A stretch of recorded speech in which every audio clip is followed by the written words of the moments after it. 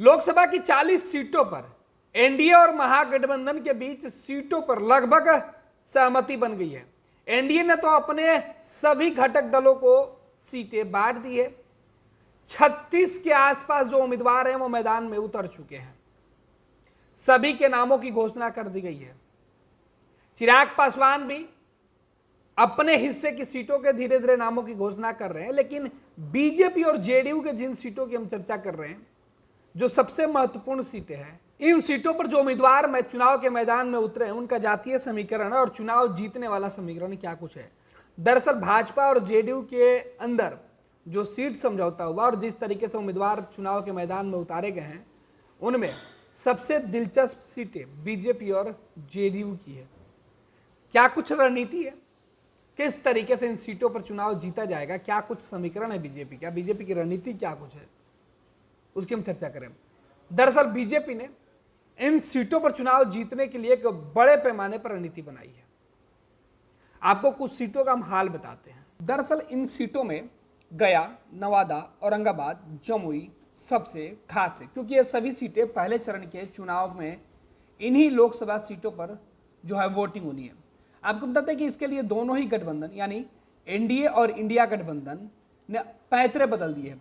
NDA और India गठबंधन इस बार आमने सामने होंगे। गया, नवादा, औरंगाबाद और जमुई में पहले चरण की वोटिंग है और दोनों ही गठबंधन इस बार नए नए प्रयोग शुरू कर दिए हैं। एनडीए ने 3 उम्मीदवार उतारे हैं, तो आरजेडी ने भी अब इस बार नए प्रयोग के तहत जो है उम्मीदवार उतारने का फैसला किया है। यही वजह है कि औरंगाबाद से राष्ट्रीय जनता दल ने अपना उम्मीदवार उतारा। महागठबंधन में पहले चरण में होने वाले चुनाव में राष्ट्रीय जनता दल ने महागठबंधन की तरफ से अपने सभी 4 सीटों पर उम्मीदवार उतार दिए हैं। पहले चरण के होने वाले चुनाव में जहां एनडीए के अंदर सीटों को लेकर कई जो प्रयोग हैं वो किए गए हैं, जबकि महागठबंधन ने इन 4 सीटों पर साझेदारी की बात की थी, लेकिन राजद ने इन 4 सीटों पर अपने उम्मीदवार उतारकर गठबंधन के अंदर एक नया पेच फंसाते हुए एक नया प्रयोग कर डाला है। आपको बता दें कि गया, नवादा, जमुई और औरंगाबाद में राजद ने अपने उम्मीदवार उतार दिए हैं। अगर इन 4 लोकसभा सीटों की बात करें तो यहां पहले चरण में वोटिंग होनी है। इनमें से अगर 2019 के चुनाव के नतीजों की बात कर ले तो बीजेपी और जेडीयू एक एक सीट पर काबिज थी। 2 सीटें लोजपा चिराग पासवान के पास थी, नवादा और जमुई, जहां से चिराग पासवान खुद सांसद थे। लेकिन अब जो समीकरण वो 2019 से अलग दिखाई पड़ रही है। पिछले लोकसभा चुनाव में गया सीट पर जनता दल यूनाइटेड के प्रत्याशी चुनाव के मैदान में उतरे थे। जीतनराम मांझी को वहां हार का स्वाद चखना पड़ा था जेडीयू उम्मीदवार से। वहां से जेडीयू के सांसद विजय मांझी थे, जिन्होंने हिंदुस्तानी आवाम मोर्चा के उम्मीदवार जीतनराम मांझी को हराया था। इस बार भी जीतनराम मांझी वहां उम्मीदवार हैं, लेकिन इस बार जेडीयू का वहां कोई उम्मीदवार नहीं है, बल्कि जीतनराम मांझी खुद एनडीए के उम्मीदवार हैं। जेडीयू उन्हें समर्थन दे रही है। जेडीयू के विजय मांझी ने जीतनराम मांझी को 2019 में चुनाव हराया, तो 2024 में मांझी जेडीयू और बीजेपी के समर्थन वाले उम्मीदवार बनकर गया के सीट पर खुद चुनाव लड़ रहे हैं। वहीं गया से राजद ने इस बार प्रयोग करते हुए बिहार सरकार के पूर्व मंत्री और राजद के विधायक लालू परिवार के बेहद करीबी कुमार सर्वजीत को चुनाव के मैदान में उतारने का फैसला किया है।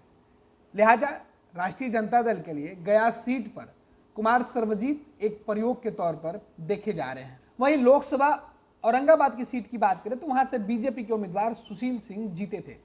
सुशील सिंह को वहां 4,31,541 वोट आए थे, जबकि वहां से जीतनराम मांझी के पार्टी के उम्मीदवार रहे उपेंद्र प्रसाद को 3,58,935 वोट मिले थे। इस बार राष्ट्रीय जनता दल ने प्रयोग किया है। 2019 में राजद का जीतनराम मांझी के साथ गठबंधन था, तो मांझी को औरंगाबाद की सीट दी गई थी, लेकिन इस बार राष्ट्रीय जनता दल ने औरंगाबाद में अपने उम्मीदवार को उतारने का ऐलान किया और वहां से जेडीयू के पूर्व विधायक और नीतीश कुमार के खासमखास अभय कुशवाहा को राजद में शामिल कराकर टिकट दिया गया है।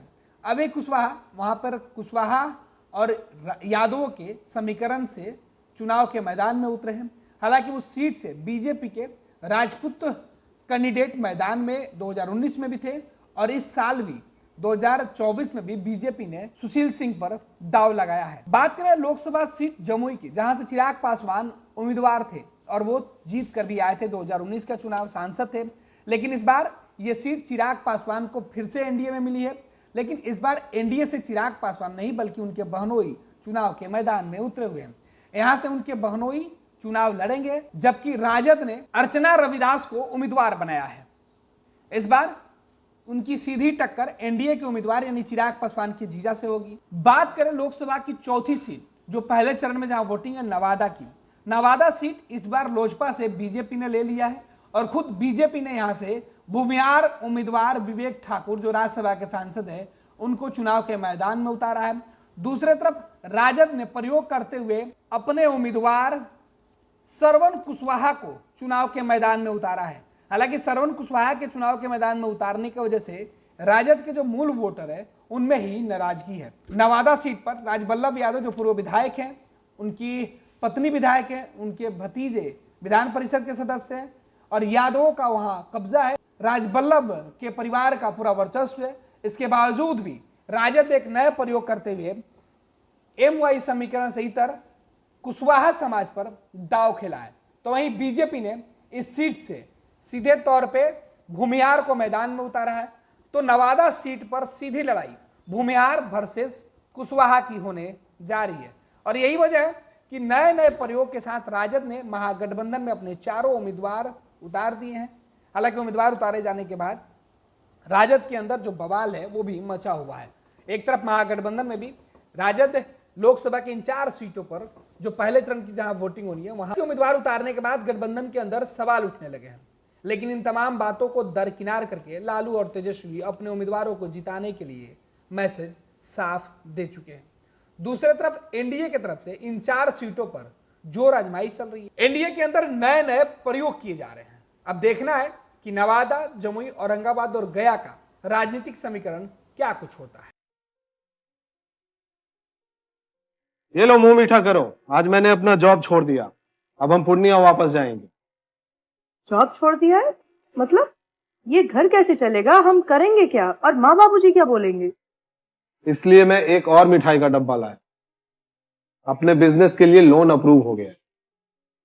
अरे लोन अप्रूव हो गया वो तो ठीक है, लेकिन पूर्णिया में हम रहेंगे कहाँ? अपना घर भी तो नहीं है वहाँ। इसलिए तो एक और मिठाई का डब्बा अलग से लाया हूं। हमने पूर्णिया में घर ले लिया है, पूर्णिया के ई होम्स पैनोरमा में। पूर्णिया में पैनोरमा ग्रुप लेकर आए हैं ई होम्स पैनोरमा। बड़ा घर, आलीशान जिंदगी और अत्याधुनिक सुविधाओं के संग। अरे अब क्यों मुंह मीठा करवा रही हो? क्योंकि हम घर वापसी जो कर रहे हैं। घर वापसी की खुशी पूर्णिया में ई होम्स पैनोरमा के संग। ई homes panorama, luxurious lifestyle redefined.